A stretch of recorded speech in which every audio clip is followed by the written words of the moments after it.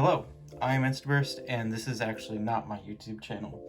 This is the Model Bladers YouTube channel, and today I'm going to be hosting the first video on it. Thank you to Chad and everyone else for letting me be the first person to host a video. Today I'm going to be taking an in-depth look at my custom 3D printed Beyblade Inferno Backlash. Inferno Backlash has gotten quite popular since the original release in November of 2019.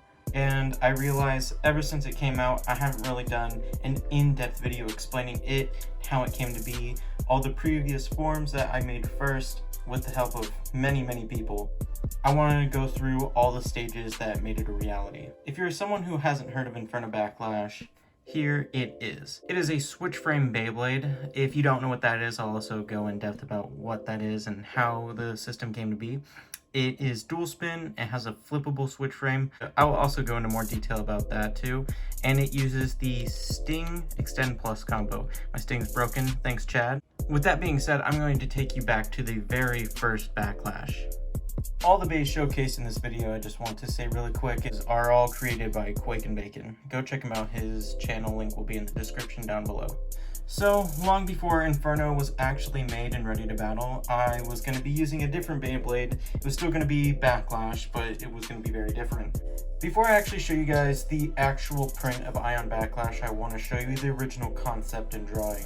Right now on the screen, you should be seeing a drawing of a bay that does look like Ion Backlash. While it looks quite a bit different now, it is the original drawing of it. And yes, it used to look very different. When it came to modeling it, you can obviously tell we took a little bit of a different direction with it, but overall it's still very similar. So yes, this was the very start of Backlash and how it came to be. So the first drawing, when Quake came to me and said, hey, I want to make you a bay. And yeah, this is where we really got to work. So now that I've shown you guys the drawing, I'm going to be showing you the actual print of the first Ion Backlash. Ion Backlash. Ion Backlash is also a switch frame Beyblade. Now, a little explanation of what the switch frame system is. Basically, it's bays with super small layers, actual layers, but it uses something called a switch frame, which is the red piece right here. It is a frame that goes on top of the disc instead of on the disc tabs, and it comes up and is super large and protects the layer. So basically, you cannot burst it by hitting the red piece because, as you guys know, the way bays burst is the continuous force of the disc when a bay is spinning and hit. So that does not happen with switch frame Beyblades unless you hit the layer, which we call it the layer key. Ion Backlash is a little bit more bland than Inferno Backlash, and it doesn't use similar gimmicks. It actually doesn't really have a gimmick other than the switch frame. I've actually never showcased this on camera. I did one live stream a long time ago, like around a year ago, but haven't done any video showcasing this or battling it. Maybe I will soon, so I can give you guys a demonstration. Ion Backlash uses the Zero Zeta Dash combo. The Zero Zeta came from, obviously, Spriggan Requiem and Josie Spriggan.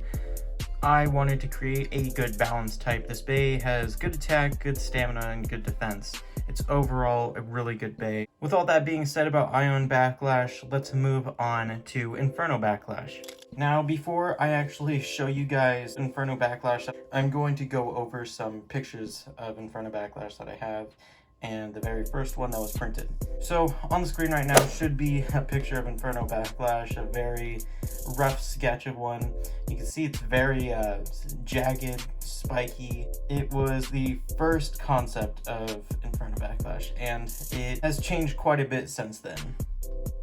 Now moving on from the actual drawing, let's move on to the very first actual prototype of Inferno Backlash, which will also be on the screen. You can see that it has changed very much. The contact points used to be much larger. It used to have a much bigger gap. It had a terrible braking problem. This Backlash I never actually even used. It was only my friend Quake who was testing it, and before he sent me my very first Inferno Backlash, there was many revisions done. But I wanted to show the very first one that was ever printed.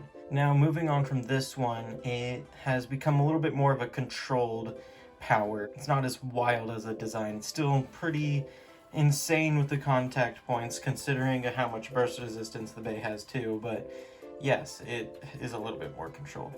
This is the version I used to battle Kimbo and JoJo with Exodus Hydra, and Jinx Ouroboros. Soon after I had those matches with those two, I realized that that Inferno had a breaking issue too, where it would split down the center because of how much pressure was put onto the switch frame. So Quick and I made revisions to it, kind of filled in the gap a little bit, and made the contact points a little bit smaller. I put a picture of it up on the screen right now. I don't have a print of it with me now because I don't use it anymore. For a few months after that, Quake and I were kind of stumped what to do because that one still had a breaking issue. We were starting to think that there was going to be nothing we could do to really stop the breaking, but luckily we found ourselves with the current Inferno Backlash, which still has breaking issues, but it's not nearly as bad. We made the contact points much smaller and we filled in the gap even more. So this one is definitely better. This one's actually broken right here, as I'll show you. But that's because of the printer I'm using. The one that Quake has never snaps. Now to go over Inferno Backlash a little bit more, the way it works is that if you take off the layer key, you'll notice that the layer key is actually split into two parts. That is because Inferno Backlash was the first switch frame bay to showcase the perfect switch frame system, which means that the layer key is separate from the unilock.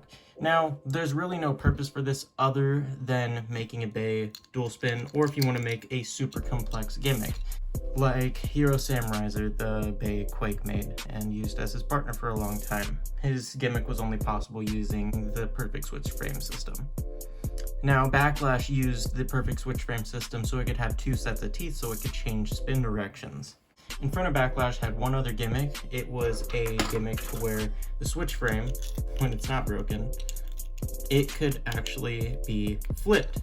So you could use it either way. The contact points could work in either spin direction.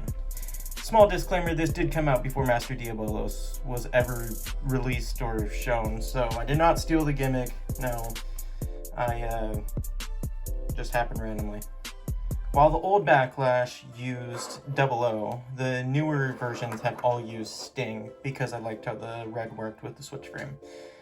Now, probably for the second or third most interesting part of Inferno Backlash is the driver it uses. Before it used Extend Plus, but now it uses Extend Ultra, which is just Extend Plus, except it has a rubber plus chip. So I got this made. I was hoping this would boost attack power, controllability, and KO defense.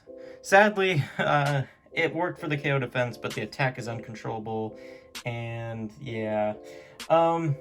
Overall, it's still a really fun driver, and I'm happy to have it.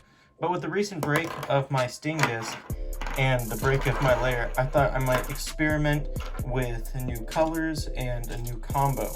So, something I did not know, obviously because Backlash was made way before these even came out, but it is compatible with the Limit Break disc. So I wanted to use the heaviest one. I just thought it would be smart to use it. I thought I'd use it to my advantage because may as well. And for the new color scheme, I wasn't sure what I wanted to try, so I kind of went back to the original but with a slight change. It now uses a purple layer key with a black switch frame. I recently just got new filament, so I decided I wanted to try different colors, and this was the first one I got to try. And I really enjoyed how it looks, and I think I'm going to keep it like this. Now, this piece isn't 100% decided upon, but I really do like how it performs on Backlash. Backlash can utilize it very well, and I've been using it for a few matches inside the Model Bladers Discord server, which you guys should join. Link will also be down below. I've been using Drift. Drift is just a really good driver all around, has good stamina, good LAD, and honestly I can even get good attack power with it because of how fast and how it moves. So I can really take advantage of how it works with the Inferno Backlash switch frame and layer key. I am Instaburst, and this has been my in-depth look at my 3D printed Beyblade Inferno Backlash. If you enjoyed or you want to see more of Inferno Backlash, you should head over to my channel. I have done quite a few battle videos with it and some sit-down talks to talk about it. And if you enjoyed this video and want more, make sure to subscribe here because there will be more content coming soon. Also, once again, join the Model Bladers Discord server. If you love 3D printing, 3D printed Beyblades is a great place to join. It's constant 3D printed talk of Beyblades, and it's just amazing. I highly recommend joining. Thank you for having me. I'll see you in the next video or on my channel. Bye.